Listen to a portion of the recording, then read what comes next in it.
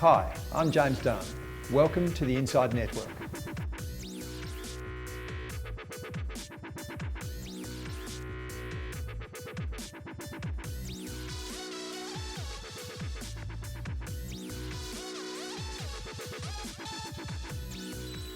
Welcome, Nick. Welcome to the Inside Network. Thanks for having me.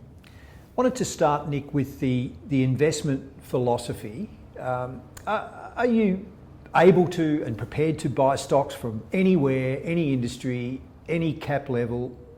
Do you have any constraints? So ultimately we work in the global listed equity universe, so we can only buy listed companies, and we generally don't buy anything below a market cap of $250 million. Is that just for ease of admin rather than any philosophy of what cap levels are most appropriate? I think it's more to do with the product. So the product, by definition, is daily priced. It needs to be liquid. Mm-hmm. If you invest in illiquid assets or illiquid stocks, you can't provide clients with the liquidity they need. Mm-hmm. So that's where the product fits. Mm-hmm.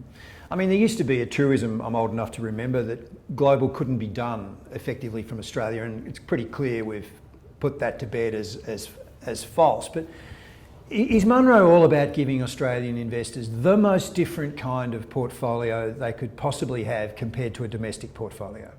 It's a little bit of that, and maybe I'll give you a slightly longer answer here. So I've been doing global equities for 15 years now, out of Australia, and we owe a huge debt to people like Kerr Nielsen and Hamish Douglas for proving that global equities could be run from Australia.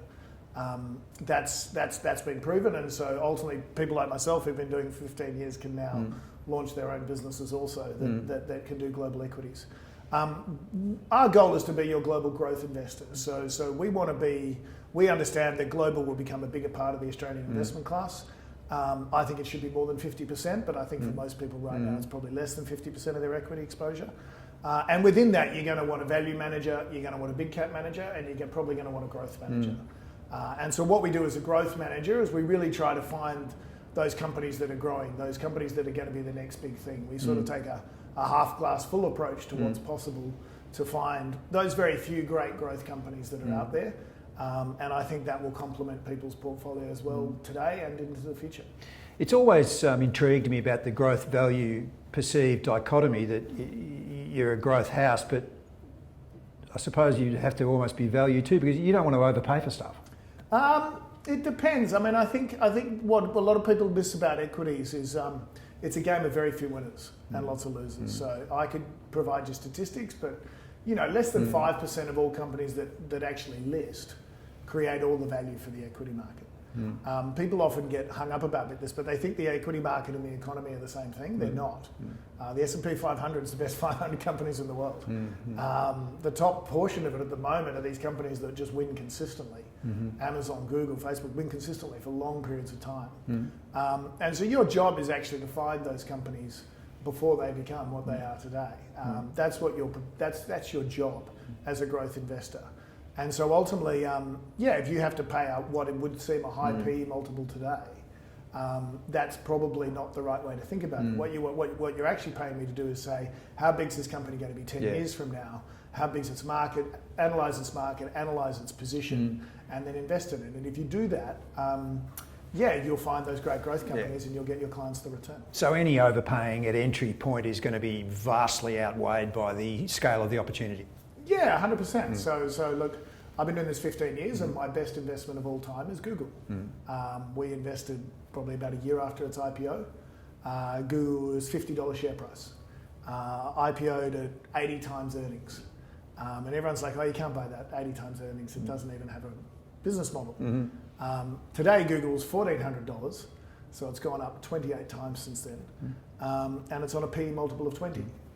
So I would just ask you the question, when was Google cheaper? When it was at 20 times or 80 times? Yes. The answer was 80 times. You just had to understand how the world was going to change.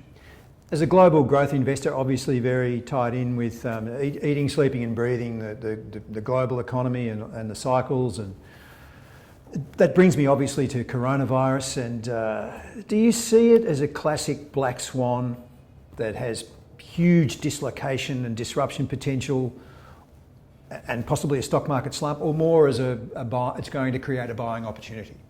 Look, history suggests it's a buying opportunity. Hopefully by the time this goes to air, that'll be true.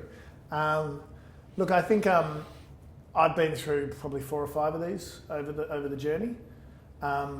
And this is probably the one that we were least worried about, to be honest. And look, I'm not a medical expert. We're just looking at the stats here. But the reality is the mortality rate is very low.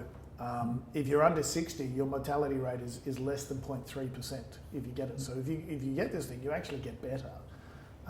And so if you compare that to like Ebola or SARS or MERS, they're much, much more dangerous situations. And so I think what's interesting here is people are comparing it to those, but ultimately, and the media is definitely comparing it to that, but ultimately, most people are getting better. Yet the market seems to be pricing in something much, much worse. So history suggests it would be an opportunity. That's just perspective looking at the statistics. I'm not a medical expert.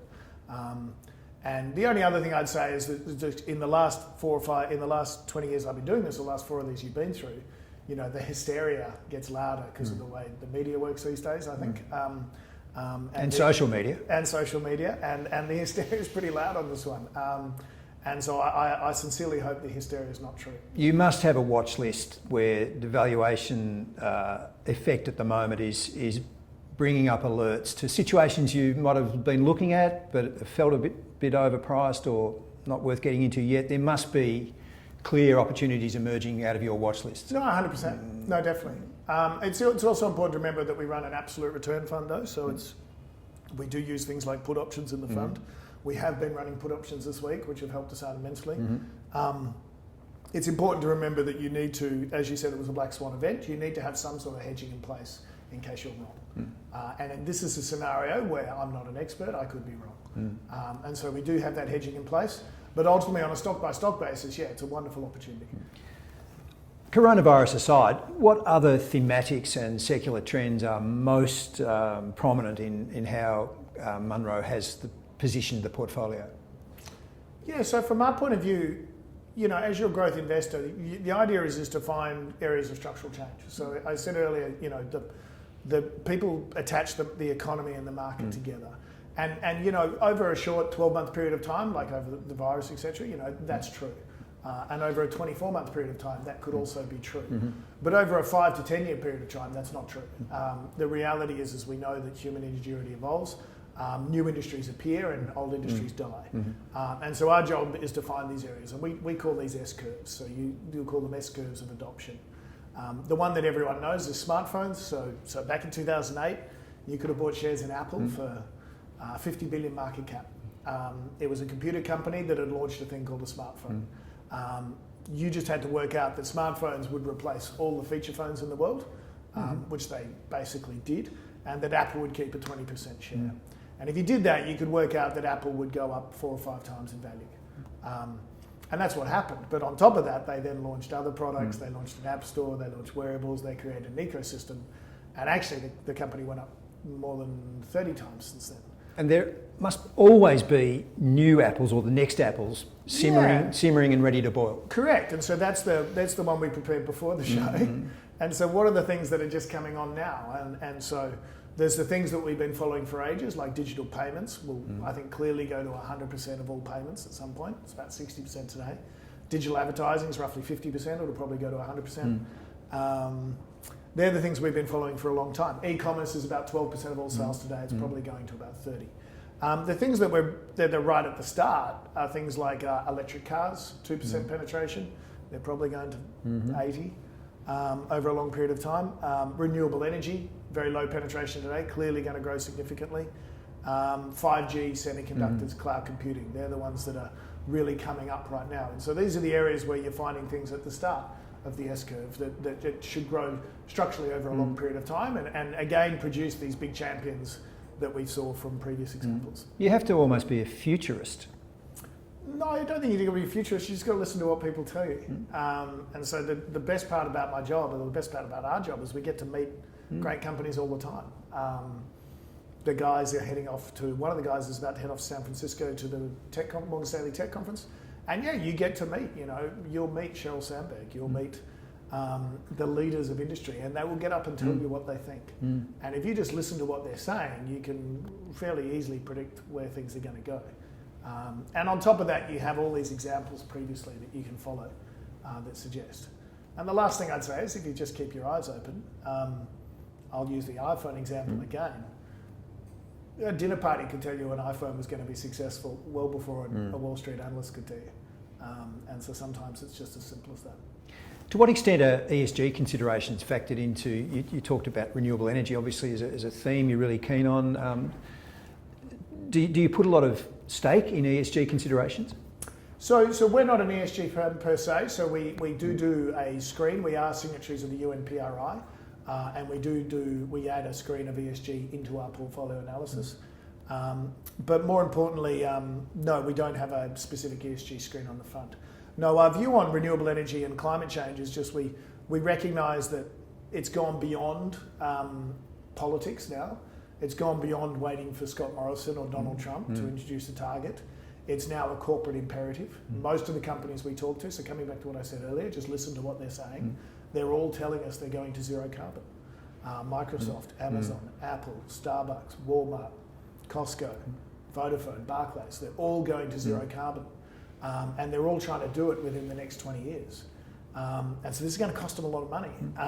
And all we're saying there is that if this is going to cost a lot of money, and we think it could be up to $1 trillion per annum in expenditure on renewable technologies, then why don't we just follow that money to where it will be spent and find the companies that will win from it? And at the moment, there's quite a lot, and they're not very well known. And lastly, Nick, just wanted to get a feel for how performance has been, and also how that ties into the whole active v passive debate. And are you showing investors, which shouldn't be in one or the other anyway, but are you clearly showing investors that there's a role for persistent active management? Yeah, so we run two funds at Munro. We run an absolute return fund and a relative return fund, and we want to be clear about the difference. So the relative return product's relatively new, but it is relatively outperforming because it's had a good growth period, good period for growth stocks. The absolute return fund's a bit different. There we're basically saying that we're trying to create you 10% per annum after all fees and expenses over a 3 to 5 year investment cycle. And there we're investing in all these stocks we talked about, but we're also offering capital protection tools like put options, etc., which come in really handy when there's a virus around, etc., and things like that. So it's more a product for people over 60 that are looking for a more stable return, and there we understand that they want to invest in the things we're looking at, but they're a little bit concerned about tech wrecks, etc., and so we offer that. So that product's doing roughly 13.5% per annum since inception. And our relative return product is new, but it is relatively outperforming. And so ultimately we're achieving the targets we're looking for, and we're doing all that within the risk parameters that we said we'd be able to do. And so ultimately what we want is our clients to recognise that this fits into the myriad of things that they do. We recognise we're not the only thing they do, but we have a role to play within their portfolio. Thank you, Nick. Appreciate the time. Thanks very much for listening.